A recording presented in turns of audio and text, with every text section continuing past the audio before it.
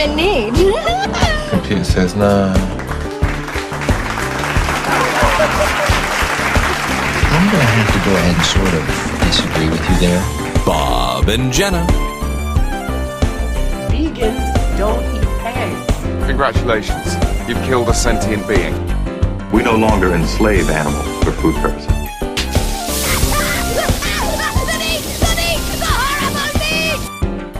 You're working hard to put food on your family. I know the human being and fish can coexist peacefully. Baba Jenna. Woo! Just because he doesn't eat it doesn't mean he doesn't beat it.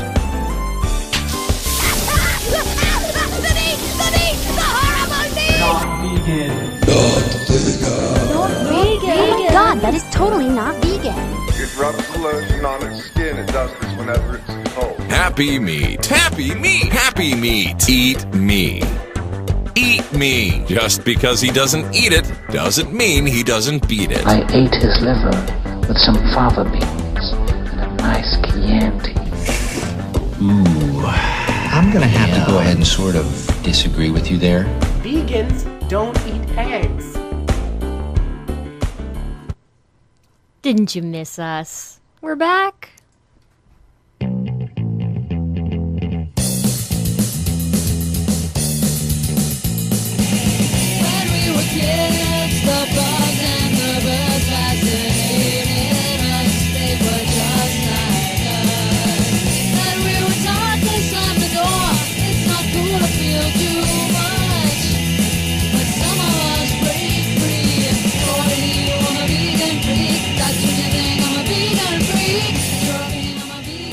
Coming to you from high atop their elite fortress of moral superiority, here are your protein-deficient hosts, Bob and Jenna. Hey everybody, how you doing? This is Bob. And Jenna. And oh my my fucking God, we're back for another podcast. We're still alive. We are still alive. Thank you for all of the emails, voicemails, everything else. We have had an incredibly busy month and a half or so, but we're back. We're alive. We're doing well. We're going to get back into this shit. It's just that we've been working like 12-hour days, 6 days a week roughly, or more, for about the last 10 weeks. Yeah. And it's been intense. It has been.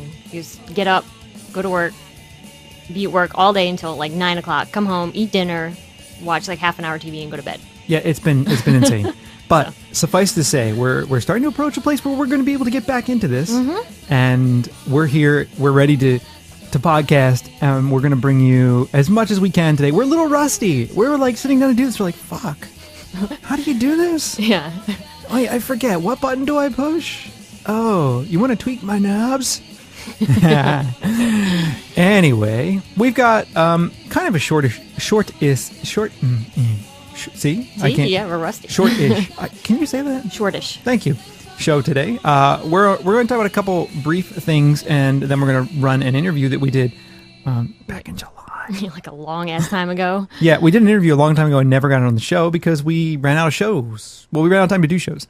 And that interview is with Dr. Monte from the fitnessrocks.org podcast.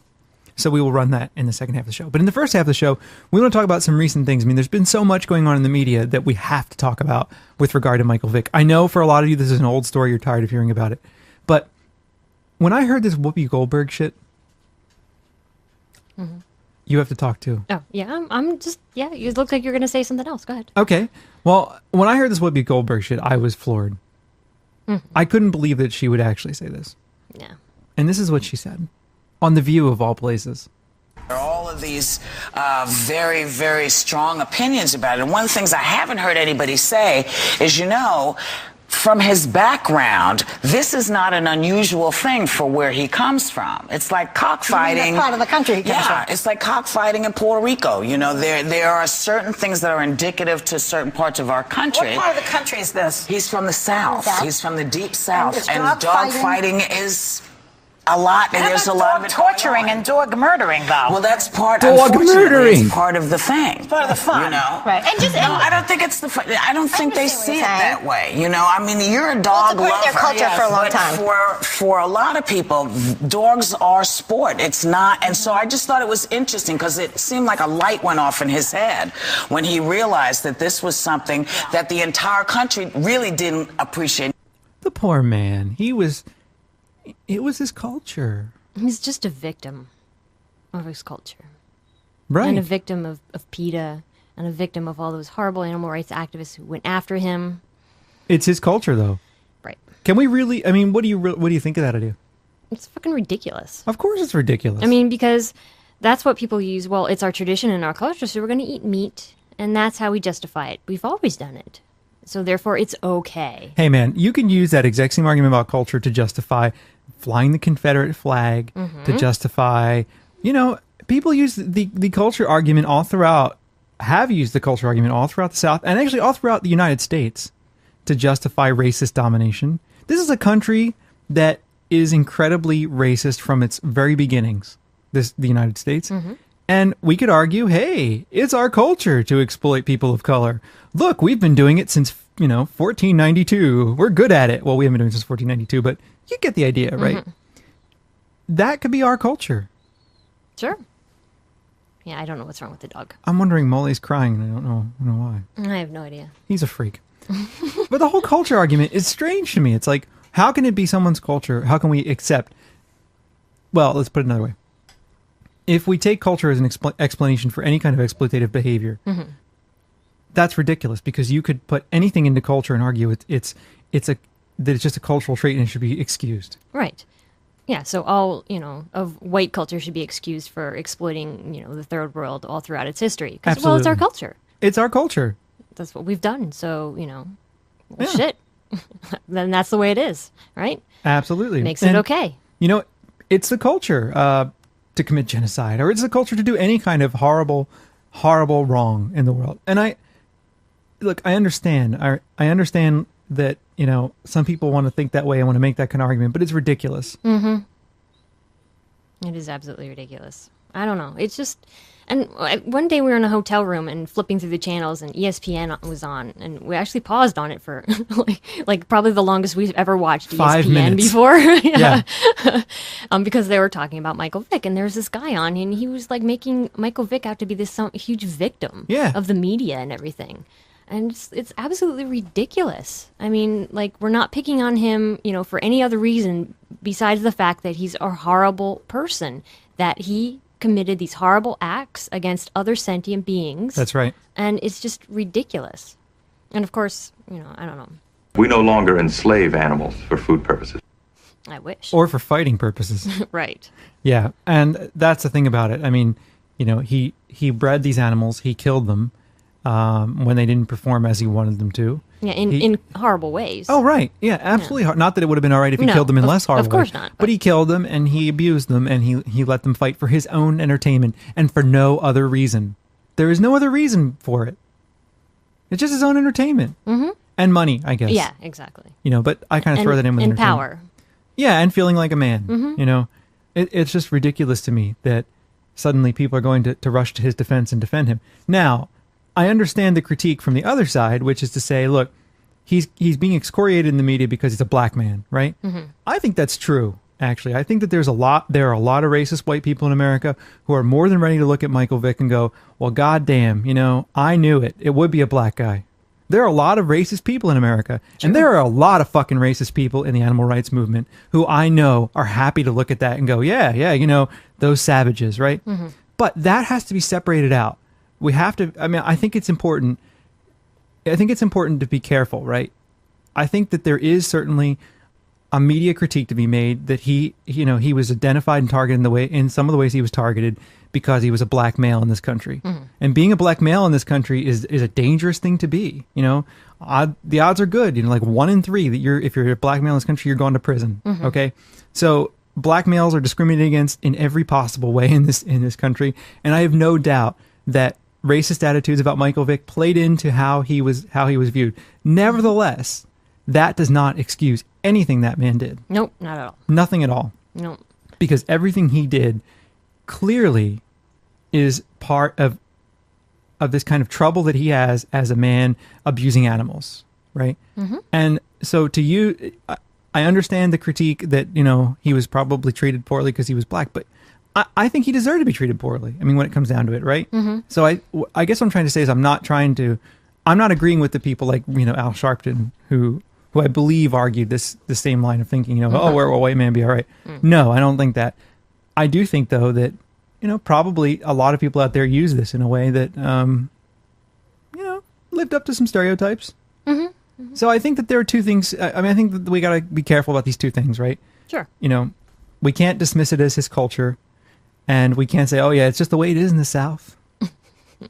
I don't think that just putting something into the container of culture and then suddenly labeling that container as okay, whatever we put in here is okay. Right. Like apparently it's okay to have cockfighting in Puerto Rico, according to Whoopi Goldberg as well. It's like, no, it's still wrong. It's still wrong. But that's the thing.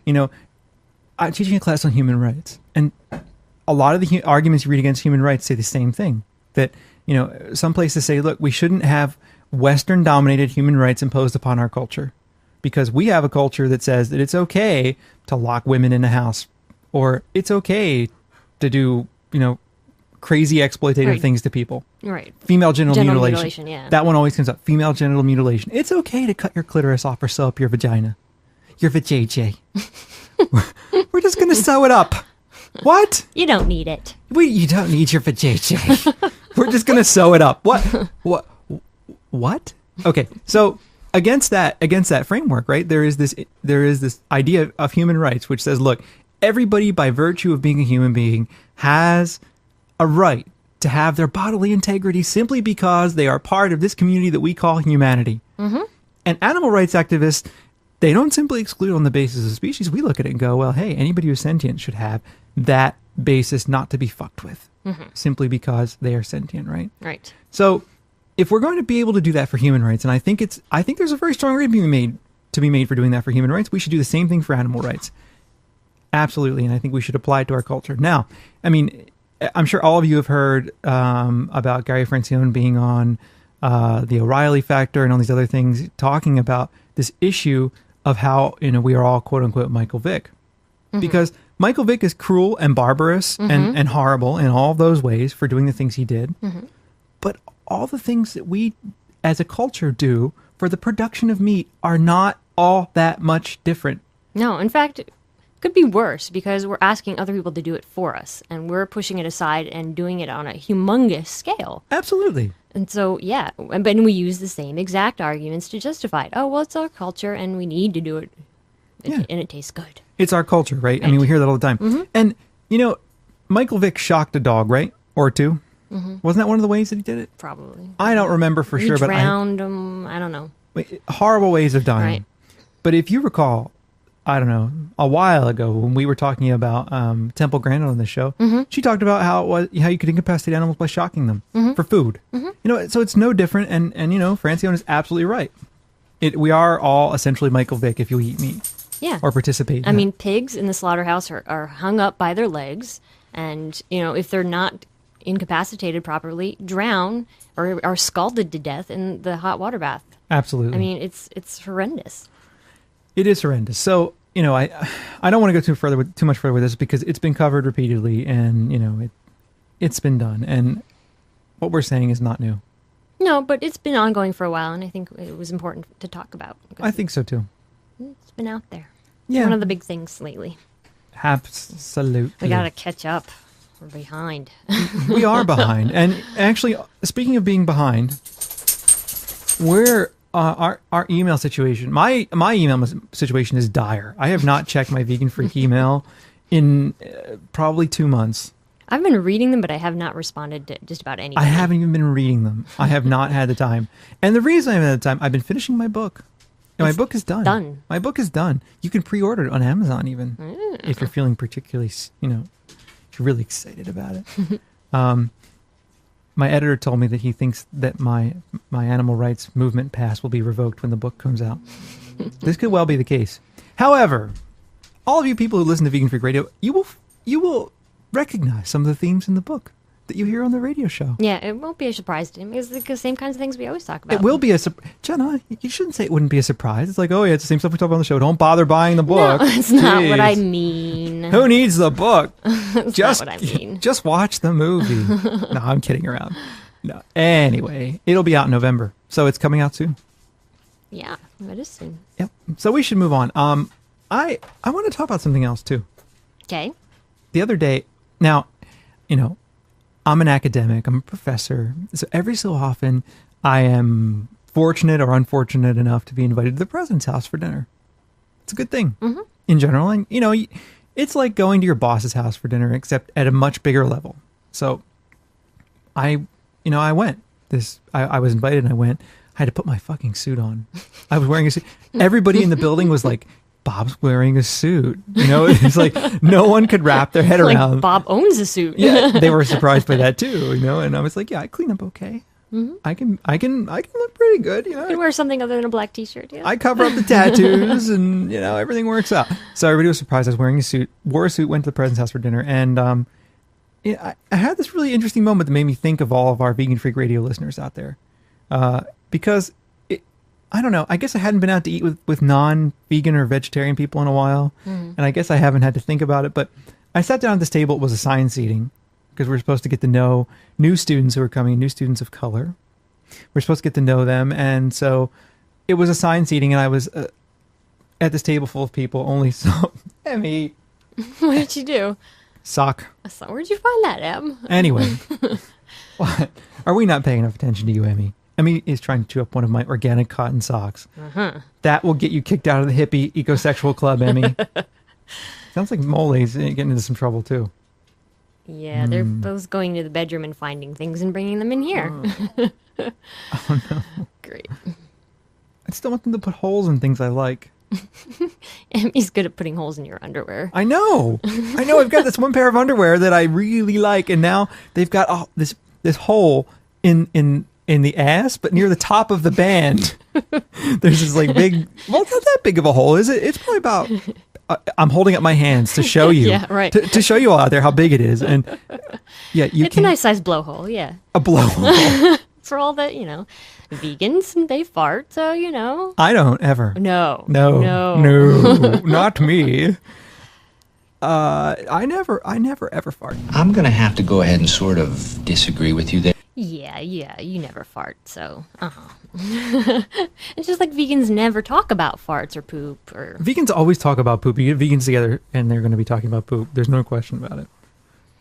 So, yeah. Anyway, let's hope the dogs have calmed down. Where was I? Oh, yeah. So I went to the president's house for dinner. I had to go, and there was assigned seating and all this other stuff, and I had to. It was to get to know new students, certain new students. So I went and I sat down, and of course there was prime rib, and there was all this other, meaty stuff, chicken and things like that.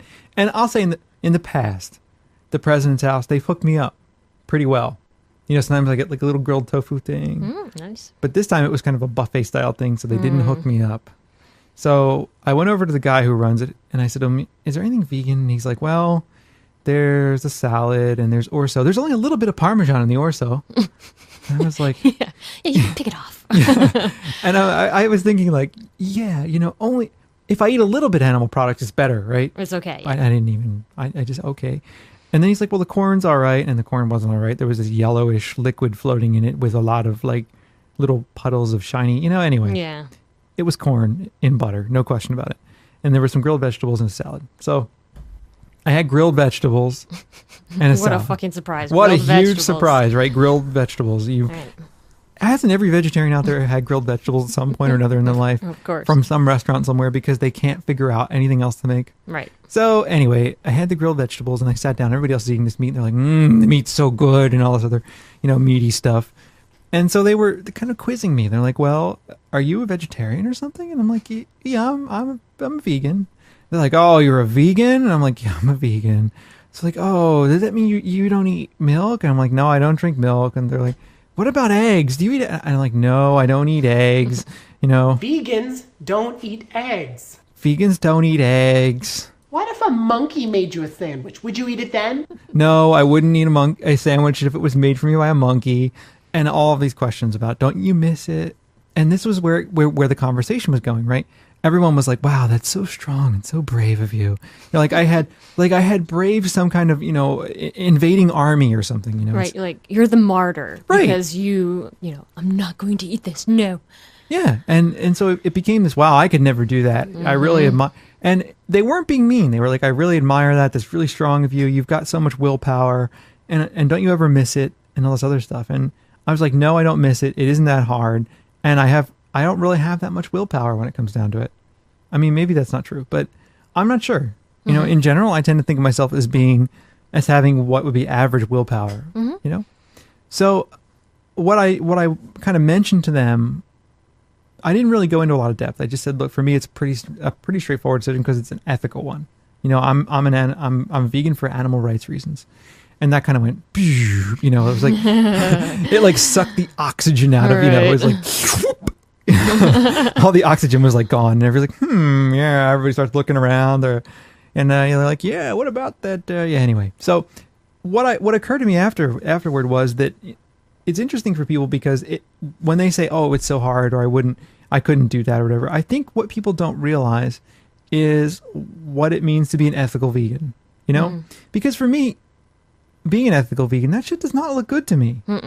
And to some of you, it may look good, perhaps. And so I don't want to generalize or overgeneralize or try to make my experience like everyone's. But I'm just trying to say it's for me.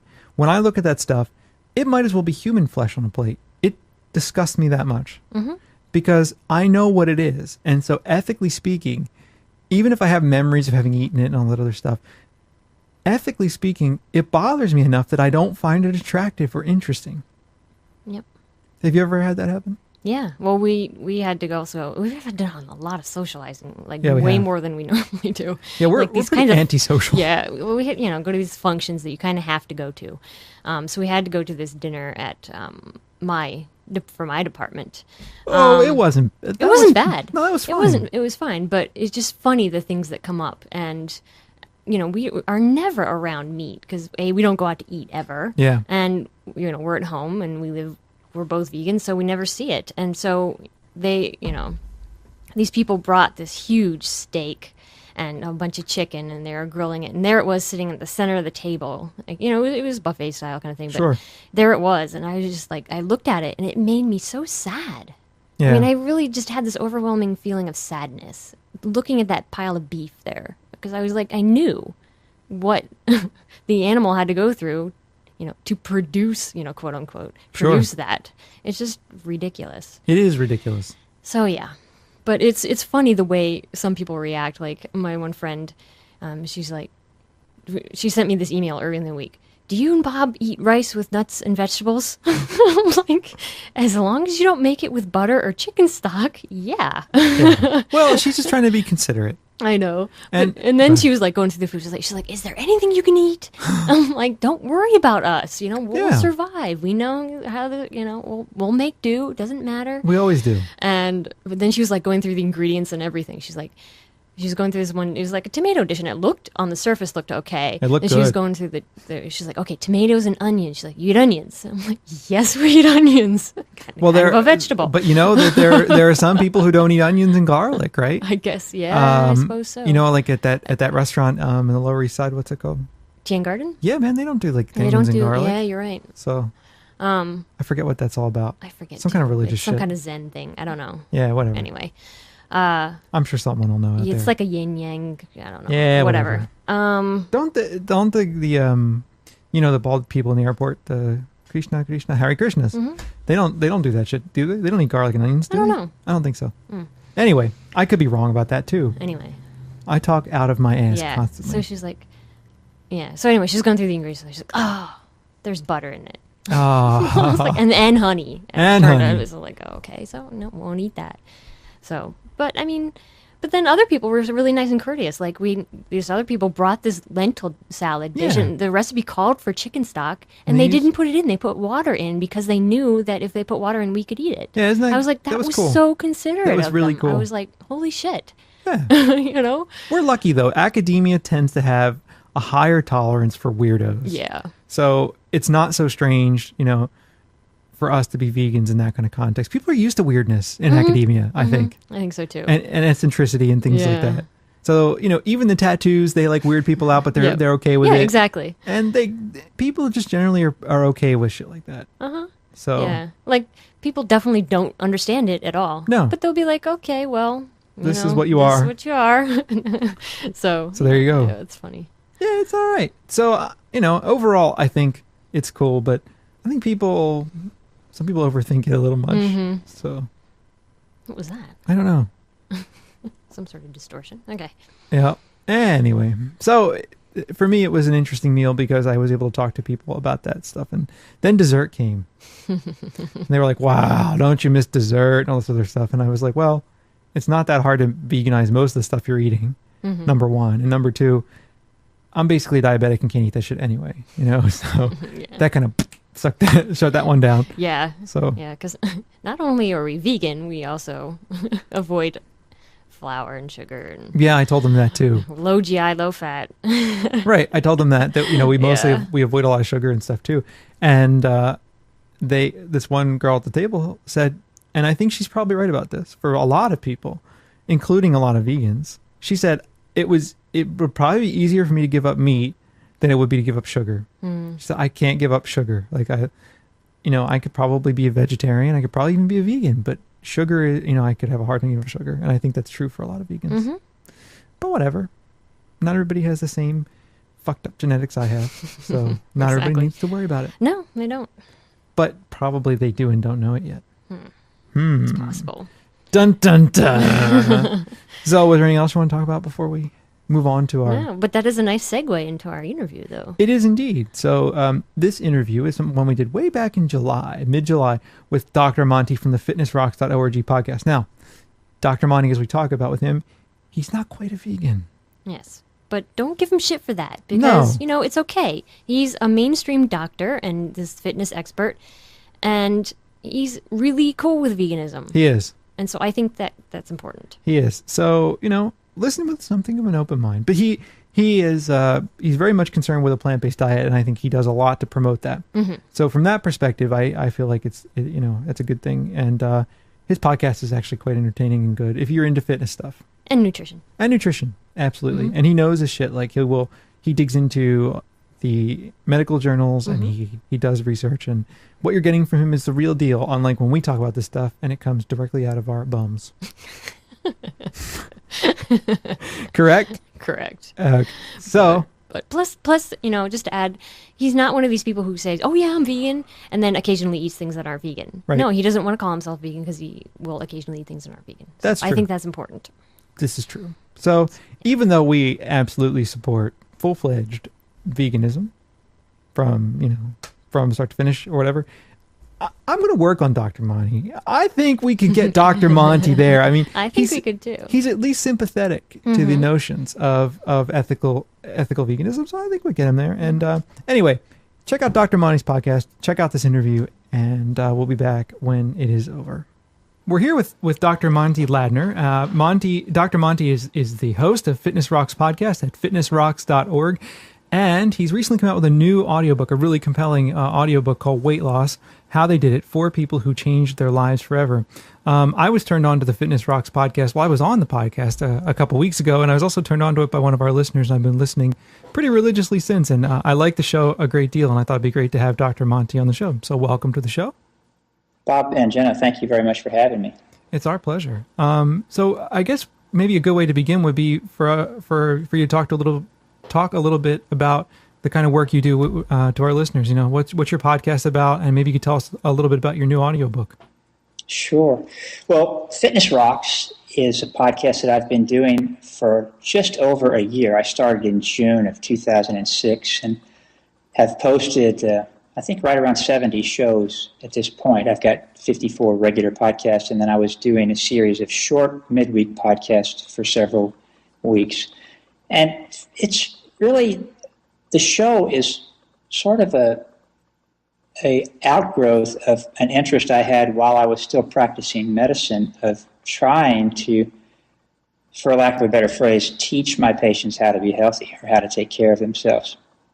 And I retired early from medicine in 2003 for a lot of reasons, all of which surrounded just being frustrated. But one of the things that frustrated me was that the patients that I saw every day in my clinic, year after year, just simply weren't taking care of themselves. And I just could not impress upon them the central role that diet and exercise had in helping to treat, manage, and even cure the diseases that they had. And I just ended up sort of giving up on the practice of medicine, and when looking for something to do with the rest of my life, I started to think about writing, and then podcasting came up, and I thought it sounded like a neat idea. So I just literally took the conversations that I wanted to have with patients and started talking to a microphone in an extra room in our house and putting them on the internet. And that's pretty much the history of Fitness Rocks. It's been a fun thing to do. What I like about your podcast also is that you're often in there quoting medical journals and quoting, doing your research and quoting peer-reviewed articles, and I think that's great.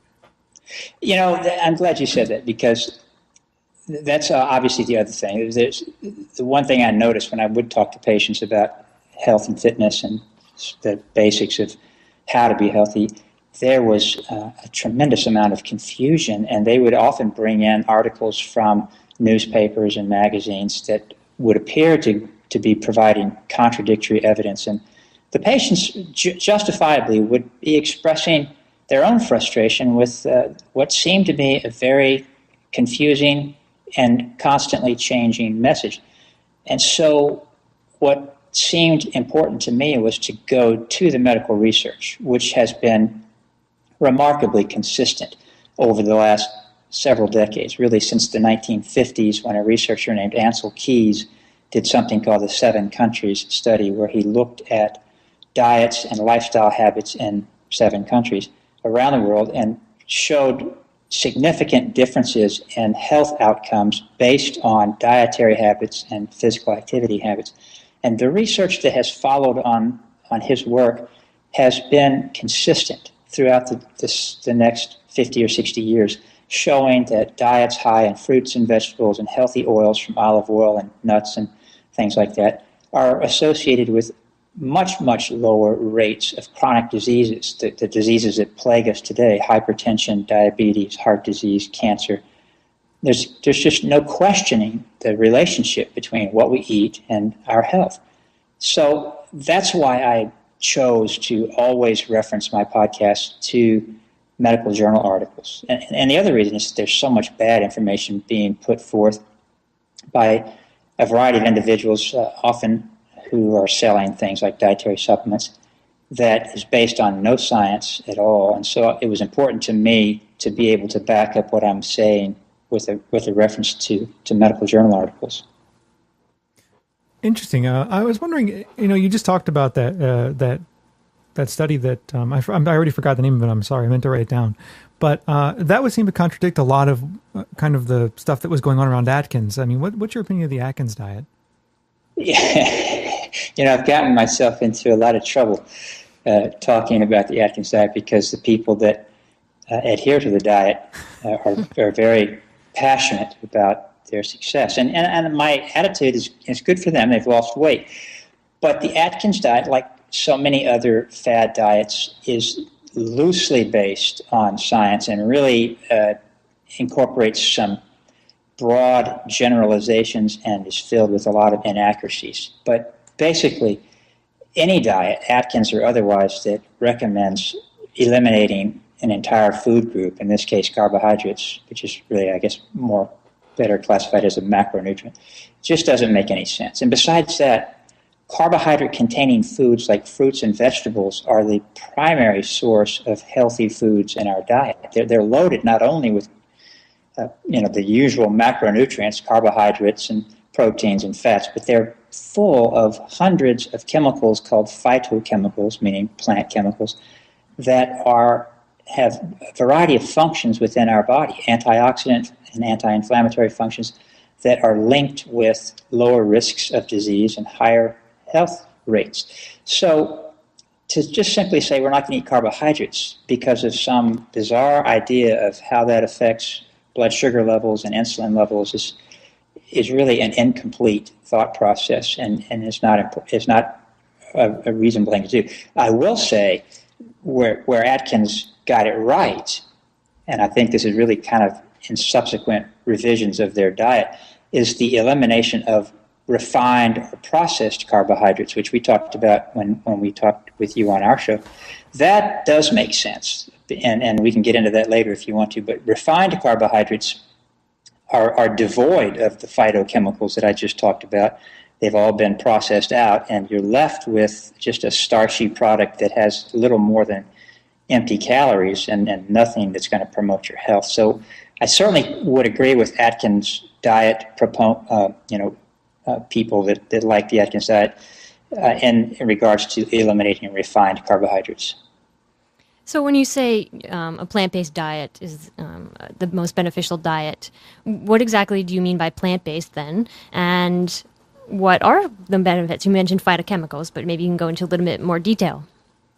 Sure. Well, of course, in our standard American diet, when you go to your favorite restaurant and you order anything, it always comes as a plate with a large chunk of meat in the center, and then just a sprinkling of some sort of vegetable, which is usually a potato in one form or another, fried or mashed or baked. And that's about it. And then bread. So there's very little in the way of fresh green vegetables, which could be any number of different types, spinach, kale, broccoli, cauliflower. I mean, the list is ended. There's hundreds. So a plant-based diet would sort of reverse that ratio and have the biggest thing on your plate be plants, fruits, vegetables, nuts, beans, whole grains like rice or quinoa, things like that, and either no meat at all, which is I tend to eat pretty much vegetarian and really almost vegan, probably make some lapses occasionally, but for the most part I'm pretty much a vegan for health reasons predominantly. But I certainly agree with your attitude about the way animals are treated, which is just horrifying. But that would be sort of a basic example or definition of a plant-based diet where the majority of the calories you're consuming are from plants, fruits and vegetables, nuts, beans, whole grains. And you're eating little or no meat, and when you do, it's different sorts of meat. It's very lean meats, chicken, fish, and very small amounts. If you look at the sort of traditional Mediterranean diets, the meat that is incorporated in the diet was really used more as a flavoring tool than it was as a main dish or main portion of the meal. So that's pretty much what I mean. Now, with regards to which phytochemicals are important, that's an excellent question, and the answer is all of them. And that's what is such a critical thing to me, that we continue to have this sort of reductionist approach to nutrition where we notice that people who eat tomatoes have lower rates of prostate cancer, and so we look around at what's in a tomato and we come up with one particular nutrient called lycopene, and we think, well, that's got to be it. So we start concentrating lycopene and putting it in pills and giving it to people. Well, it turns out that doesn't make any difference with regards to prostate cancer. They have to eat the whole tomato because it's the lycopene in combination with the hundreds of other nutrients that are in that tomato that are giving the benefit for health and cancer reduction. So you really need all of them, and the good news is that nature has put them in a package that is just exactly the right proportions. You really would have a hard time overdosing yourself on a particular nutrient if you ate a whole foods sort of diet. Cool. To change gears a little bit, maybe you could tell us a little bit about your new audiobook, The Weight Loss, how they did it, and about the people who changed their lives forever. I listened to the book and found it to be really compelling and interesting. Just from the aspect of if someone wants to really make a change in their life, this audiobook kind of gives them, I feel like it empowers people, I guess is the way to put it. It feels very empowering to listen to it, and I like that aspect of it. Maybe you could tell us a little bit about that book. Sure, and thank you for asking about that. Well, let me just back up and say that I never intended to be a weight loss doctor when I started Fitness Rocks. In fact, I was very clear in my own mind that I would stay away from that because of things you've already brought up, like the Atkins diet. And it just had such an affiliation with quackery. Even though it's clearly an important issue, as today more than ever. And when I was going through my medical training, doctors who did weight loss were viewed with a great deal of suspicion. But that's all changed in the last few decades because we have gotten this incredible problem with obesity and obesity-related illnesses, and now there really is a need for some rational information on effective weight loss. The other thing that came up was as I started Fitness Rocks, I was getting emails, and most of the emails were about weight loss. That's what people wanted to know about and hear about. So as I was going along, I was getting various emails, and some people were telling me their stories of how they successfully lost weight, and I just got the idea one day that it would be interesting to interview some of these people and get their stories, how they did it, as the title implies.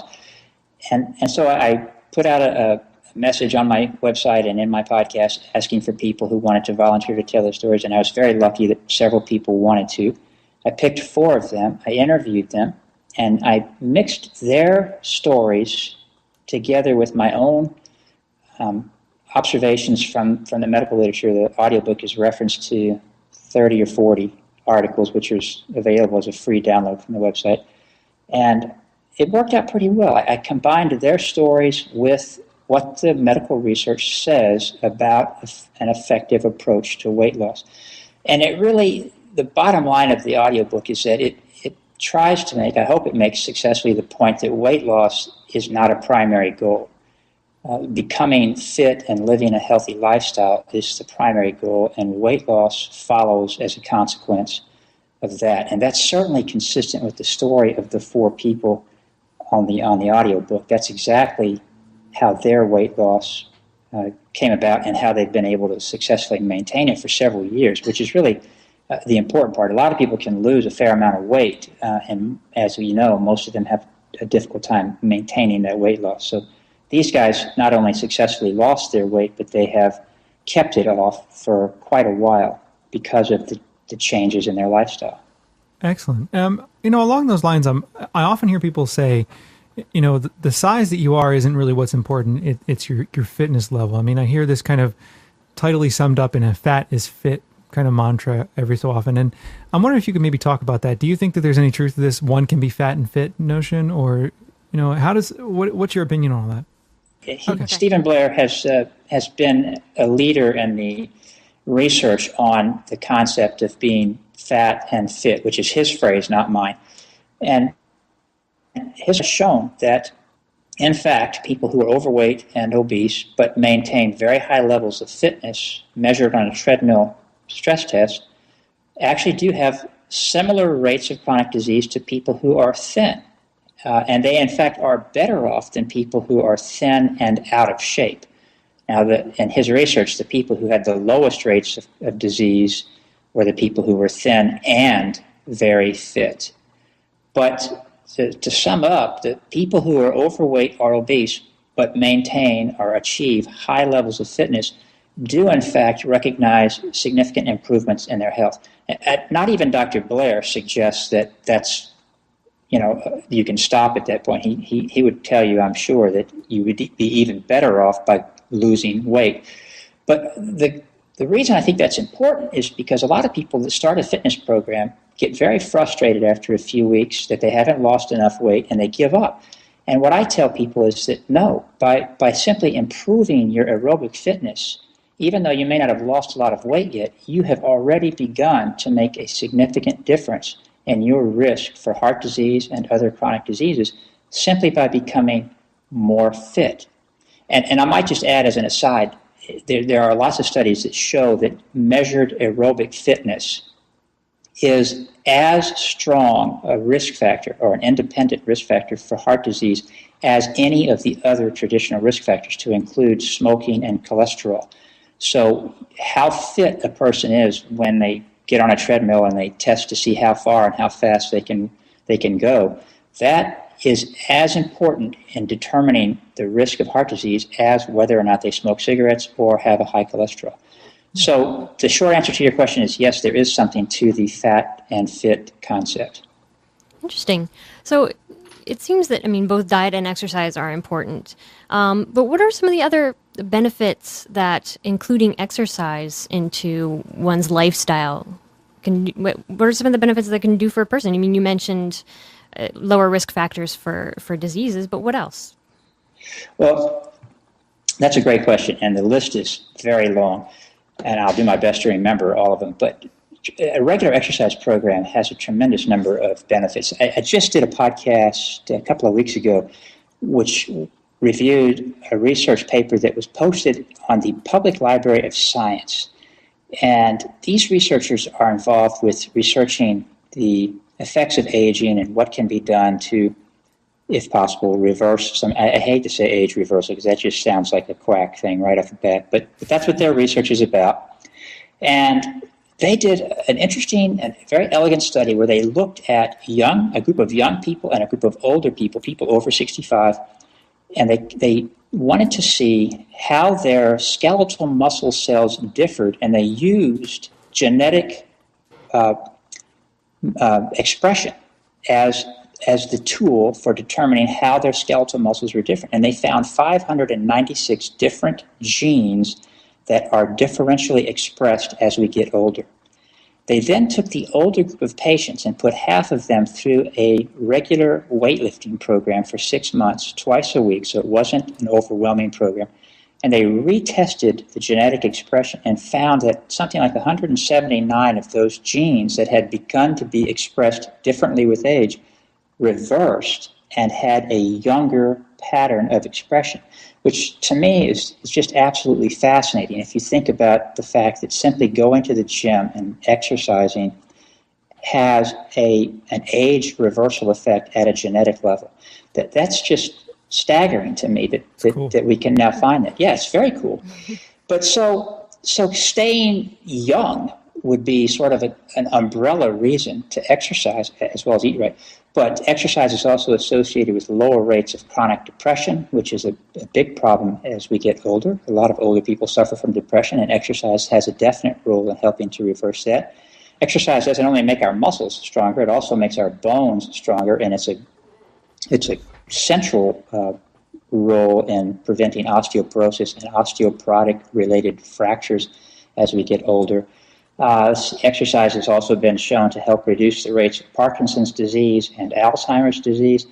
So it's just across the board. What research is clearly showing is that exercising regularly and eating a healthy diet keeps our body in a highly functional, disease-free state. And it really does have to come as the whole package. Excellent. Well, one of the things that vegans hear a lot is that you can't be a competitive athlete or a bodybuilder on a plant-based diet. What would you say to people who say that, have that? Yeah, well, that's just untrue. As you know, I'm sure, you can get, the issue, of course, in most people's mind is protein. And protein is available in plants. There was this concept of high-quality protein and low-quality protein based on whether or not a particular source of protein contained all of the 9 essential amino acids. And most animal products do. Meat and eggs and dairy, the protein available from those sources has, and the single source has all of the essential amino acids, meaning the amino acids that our body cannot manufacture itself. It has to get them from the diet. Most plant sources, really, except for soy, are not complete. In other words, if you ate a black bean dish, you would get lots of protein, but you might not get all of the essential amino acids. However, if you eat a variety of different types of plants, you will get all of the essential amino acids. So it's very easy to get all the protein that we need from a plant-based diet. But you do have to pay attention. If your diet was all carrots and broccoli, you would have a hard time coming up with enough protein. But if you eat appropriate plant sources of protein, which include beans and grains, there's plenty of protein out there. The other thing is that you're getting that protein in a much healthier package because it's not coming laden with saturated fat and nowadays all of the various drugs and hormones that are used to raise these animals, not to mention the PCBs and the mercury that are contaminating the fish that we eat. You're getting the protein from plants in a package that's loaded with fiber, other nutrients that we've talked about already, the plant-based nutrients, phytonutrients. So it's a much healthier way to get your protein. So if you're a competitive athlete, you can certainly get an adequate amount of protein from your diet. And I'll just mention for sort of the standard recommendations for protein for an average person who's average activity level is about 0.8 grams per kilogram of body weight. For a really highly competitive athlete, I've seen some sources recommend as much as 1.6 grams of protein per kilogram of body weight. But if you look at what some of the various supplement manufacturers and other people are recommending, they're recommending doses of protein well beyond that. There's no evidence that that's of any value in improving performance, and there's lots of evidence that it may have some harmful effects with regards to damaging our kidney and liver in the process of handling all of that protein. So it's very easy to get all the protein you need from a well-balanced and well-thought-out plant-based diet. Excellent. So is it, I mean, you mentioned that one study, but is it true that athletes need a higher protein requirement? That seems to be the consensus of articles that I've read about that. And I'll be the first to admit that sports nutrition is not an area that is at the top of my list of interests. But everything that I've read suggests that a really highly competitive athlete who's putting in several hours a day of training does need an additional amount of protein to keep up with repairing muscles that are, when we exercise, we're basically inflicting a stress on our muscles, and that's how we get muscle growth and increases in muscle strength, and that requires protein to have that happen. So I would have to say, and I have to agree with anybody who said that athletes need more protein, that that's certainly consistent with all of the things that I have read regarding the requirements for protein in athletes, that they do need a little bit more. But again, as I said, the average person, about 0.8 grams per kilogram. Highly competitive athletes, somewhere in the neighborhood of 1.6 grams per kilogram. So an average size man of 30 years ago, 70 kilograms, would need perhaps, what would that work out, 1.7 times, roughly 100 grams of protein, compared to, if he was a competitive athlete, compared to 60 grams if he was just an average person getting an average amount of activity. There's a disparity between people based on how vigorously they're exercising. Well, it's good to know, though, that we can get all of that from plants. Excellent. I'm sorry, I didn't hear that last comment. Oh, I was just saying that it's at least good to know that we can get all of that protein requirement from plants. Yeah, I think so. You have to pay attention. You have to put some effort into it and sort of look at what you're eating and make sure you're balancing that out. But I will go...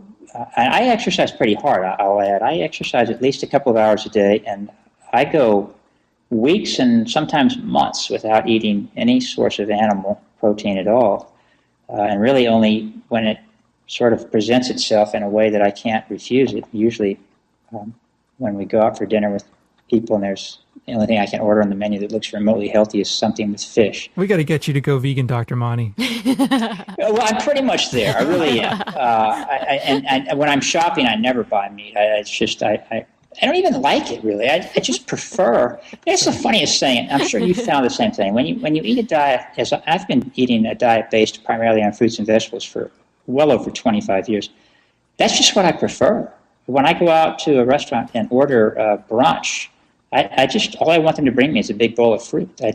Scrambled eggs and bacon just has absolutely no appeal to me whatsoever. Good to hear.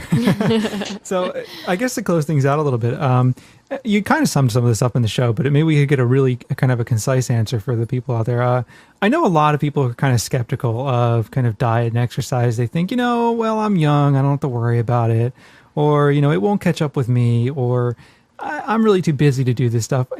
What would you kind of say to that person to kind of maybe shock them out of their complacency, or maybe not to shock them, but to get them up off their butt and get them moving? Yeah, I would give them two numbers to think about. The first number, and I'll explain these after I've given to you. The first number is 365,000. The second number is 2 trillion. 365,000 is the number of people, just Americans, not worldwide, just in our country, that are estimated to die every year as a consequence of poor diet and lack of exercise. So think about it. That's a lot of people. That's more people than die in automobile accidents. That's more people than have died in all of the wars America has fought combined since our beginning. And that's every single year. And that's felt to be a very conservative estimate. It's believed that within a few years, poor diet and lack of exercise will surpass cigarette smoking as the major actual cause of death. What they mean by that is that people who die of heart disease or cancer are getting those diseases and dying from them as a consequence of poor diet and health. So it's an enormous number of people who die every year prematurely from poor diet and lack of exercise. The second number, 2 trillion, is the amount of money we spend in this country every year on health care. And about 75% of that is spent treating chronic diseases, which are diseases of our lifestyle, what we eat, whether or not we exercise. So in the 4 or 5 years we've been fighting the war in Iraq, we've spent upwards of $600 or $700 billion. Every single year of that war, we have spent $2 trillion on health care in this country. It dwarfs everything we spend money on. And if you think about the consequences of the generation of 10-year-old kids today who are developing type 2 diabetes, which means when they're 25 or 30, they're going to start having their first round of heart attacks, kidney failure, and blindness from diabetes, that is going to basically be a devastating blow to our economy. We simply won't be able to sustain that level of chronic disease happening in such a young population. So I would think that those 2 numbers should be enough to get anybody's attention who is able to think rationally about their health and their future. Excellent point. Anything else you want to discuss before we close it out? No, I want to thank you guys for having me on and keep up the great work with your vegan radio podcast. It's really outstanding, and I really appreciate the work that you're doing, especially since I myself was really not so much aware of the animal rights issue until I began to listen to you guys. So I appreciate you for that. Good to hear. Thank you. And we just want to also mention that people can find your podcast at fitnessrocks.org.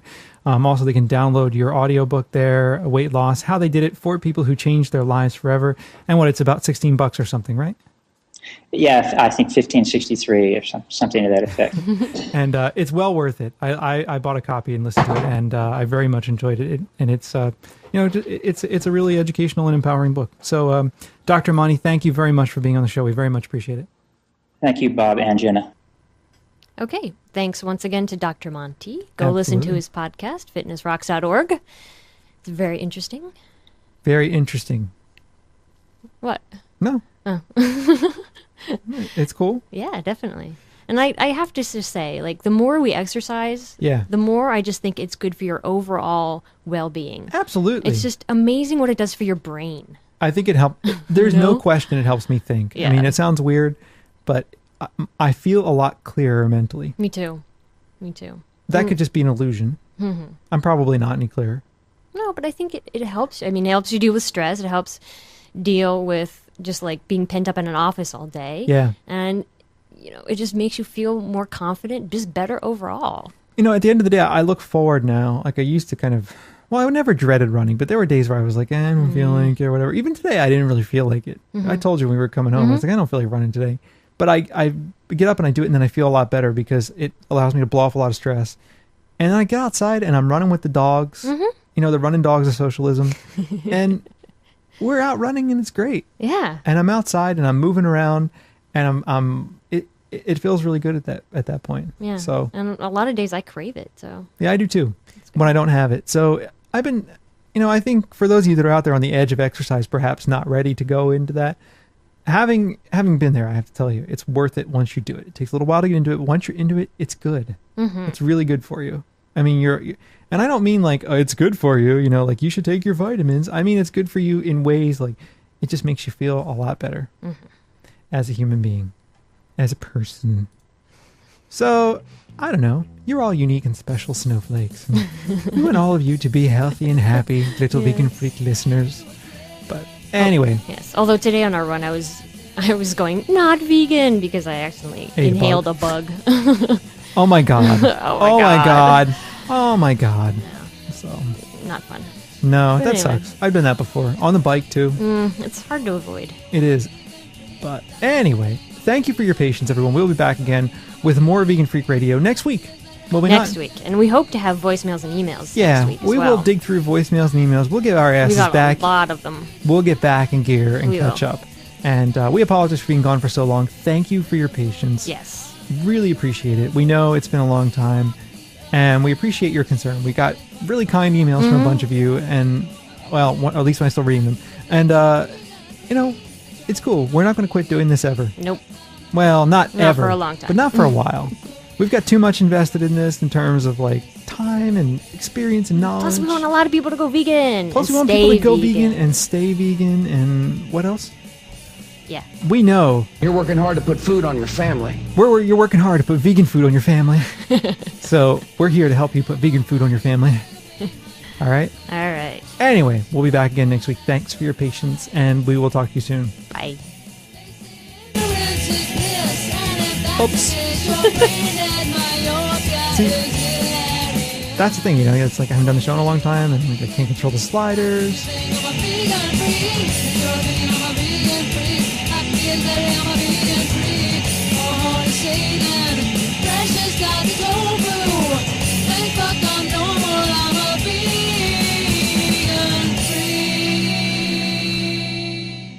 I know the human being and fish can coexist peacefully.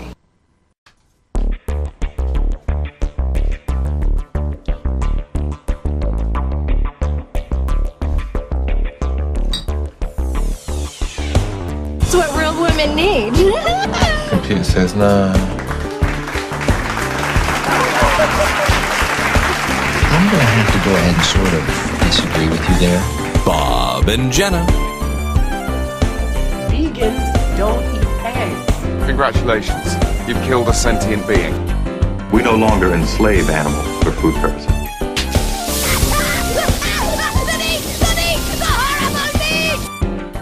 You're working hard to put food on your family. I know the human being and fish can coexist peacefully. Ba Jenna. Woo! Just because he doesn't eat it doesn't mean he doesn't beat it.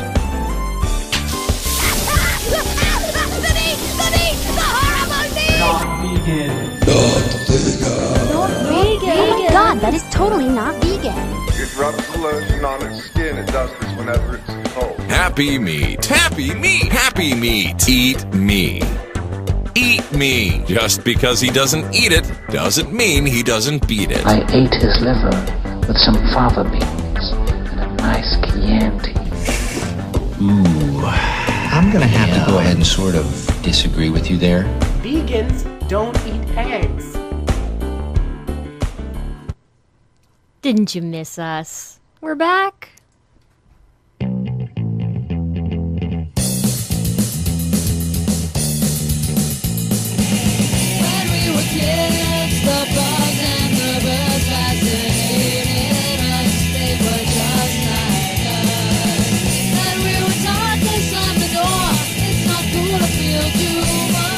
No longer enslave animals for food purposes. I wish. Or for fighting purposes. Right. Yeah, and that's the thing about it. I mean, he bred these animals, he killed them when they didn't perform as he wanted them to. Yeah, in horrible ways. Oh, right. Yeah, absolutely. Yeah. Not that it would have been all right if he killed them in less horrible ways. Of course not. But he killed them, and he abused them, and he let them fight for his own entertainment, and for no other reason. There is no other reason for it. It's just his own entertainment. Mm-hmm. And money, I guess. Yeah, exactly. But I kind of throw that in with and power. Yeah, and feeling like a man. Mm-hmm. It's just ridiculous to me that suddenly people are going to rush to his defense and defend him. Now, I understand the critique from the other side, which is to say, look, he's being excoriated in the media because he's a black man, right? Mm-hmm. I think that's true, actually. I think that there are a lot of racist white people in America who are more than ready to look at Michael Vick and go, well, goddamn, I knew it. It would be a black guy. There are a lot of racist people in America, and there are a lot of fucking racist people in the animal rights movement who I know are happy to look at that and go, yeah, those savages, right? Mm-hmm. But that has to be separated out. We have to, I think it's important. I think it's important to be careful, right? I think that there is certainly a media critique to be made that he was identified and targeted in some of the ways he was targeted because he was a black male in this country. Mm-hmm. And being a black male in this country is a dangerous thing to be. The odds are good. Like 1 in 3 that if you're a black male in this country, you're going to prison. Mm-hmm. Okay, so black males are discriminated against in every possible way in this country, and I have no doubt that racist attitudes about Michael Vick played into how he was viewed. Nevertheless, that does not excuse anything that man did. Nope, not at all. Nothing at all. Nope. Because everything he did clearly is part of this kind of trouble that.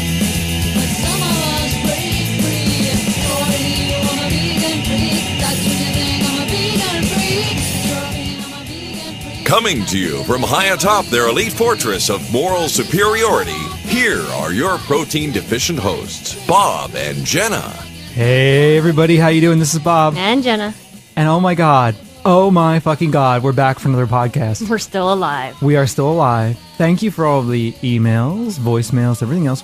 We have had an incredibly busy month and a half or so, but we're back. We're alive. We're doing well. We're going to get back into this shit. It's just that we've been working like 12-hour days, 6 days a week roughly, or more, for about the last 10 weeks. Yeah.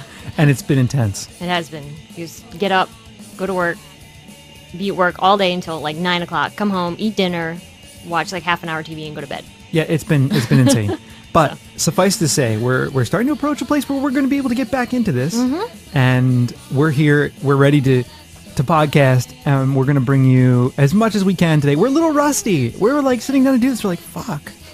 How do you do this? Yeah. Wait, I forget. What button do I push? Oh, you want to tweak my knobs? Anyway, we've got kind of a See, I can't. Yeah, we're rusty. Short-ish. Can you say that? Shortish. Thank you. Show today. We're going to talk about a couple brief things, and then we're going to run an interview that we did back in July. Like a long ass time ago. Yeah, we did an interview a long time ago and never got it on the show because we ran out of shows. Well, we ran out of time to do shows, and that interview is with Dr. Monte from the fitnessrocks.org podcast. So we will run that in the second half of the show. But in the first half of the show, we want to talk about some recent things. I mean, there's been so much going on in the media that we have to talk about with regard to Michael Vick. I know for a lot of you, this is an old story. You're tired of hearing about it. But a country that is incredibly racist from its very beginnings, the United States. Mm-hmm. And we could argue, hey, it's our culture to exploit people of color. Look, we've been doing it since, 1492. We're good at it. Well, we haven't been doing it since 1492, but you get the idea, right? Mm-hmm. That could be our culture. Sure. Yeah, I don't know what's wrong with the dog. I'm wondering, Molly's crying, and I don't know why. I have no idea. He's a freak. But the whole culture argument is strange to me. It's like, how can it be someone's culture? How can we accept... Well, let's put it another way. If we take culture as an explanation for any kind of exploitative behavior, that's ridiculous, because you could put anything into culture and argue that it's just a cultural trait and it should be excused. Right. Yeah, so all, of white culture should be excused for exploiting, the third world all throughout its history. Because, well, it's our culture. It's our culture. That's what we've done. So, shit. Then that's the way it is, right? Absolutely. Makes it okay. It's the culture to commit genocide, or it's the culture to do any kind of horrible, horrible wrong in the world. And I understand. I understand that, some people want to think that way and want to make that kind of argument, but it's ridiculous. Mm-hmm. It is absolutely ridiculous. I don't know. It's just... And one day we were in a hotel room and flipping through the channels, and ESPN was on, and we actually paused on it for like probably the longest we've ever watched ESPN 5 minutes before. Yeah. Because they were talking about Michael Vick, and there's this guy on, and he was like making Michael Vick out to be this huge victim of the media and everything. And it's absolutely ridiculous. I mean, like, we're not picking on him, for any other reason besides the fact that he's a horrible person, that he committed these horrible acts against other sentient beings. That's right. And it's just ridiculous. And of course, I don't know. When I heard this Whoopi Goldberg shit, you have to talk too. Oh, yeah. I'm just, you look like you're going to say something else. Go ahead. Okay. Well, when I heard this Whoopi Goldberg shit, I was floored. I couldn't believe that she would actually say this. Yeah. And this is what she said on The View, of all places. All of these very, very strong opinions about it. And one of the things I haven't heard anybody say is, you know, from his background, this is not an unusual thing for where he comes from. It's like cockfighting. Part of the country he comes from. It's like cockfighting in Puerto Rico. You know, there are certain things that are indicative to certain parts of our country. What part of the country is this? He's from the South. He's from the deep South. And dog fighting is a lot, and there's a lot of it torturing and dog murdering, though. Well, that's part. Dog murdering. It's part of the thing. It's part of the fun, you know. Right? And just, I don't think it's the fun. I don't think they see it that way. You know, I mean, you're a dog lover. It's a part of their culture for a long time. For a lot of people, dogs are sport. It's not, and so I just thought it was interesting because it seemed like a light went off in his head when he realized that this was something that the entire country really didn't appreciate. The poor man. It was his culture. He's just a victim of his culture. Right. And a victim of PETA, and a victim of all those horrible animal rights activists who went after him. It's his culture, though. Right. Can we really, I mean, what do you think of that idea? It's fucking ridiculous. Of course it's ridiculous. I mean, because that's what people use. Well, it's our tradition and our culture, so we're going to eat meat, and that's how we justify it. We've always done it. So therefore, it's okay. Hey, man, you can use that exact same argument about culture to justify flying the Confederate flag, to justify, you know, people use the culture argument all throughout, have used the culture argument all throughout the South, and actually all throughout the United States to justify racist domination. This is a country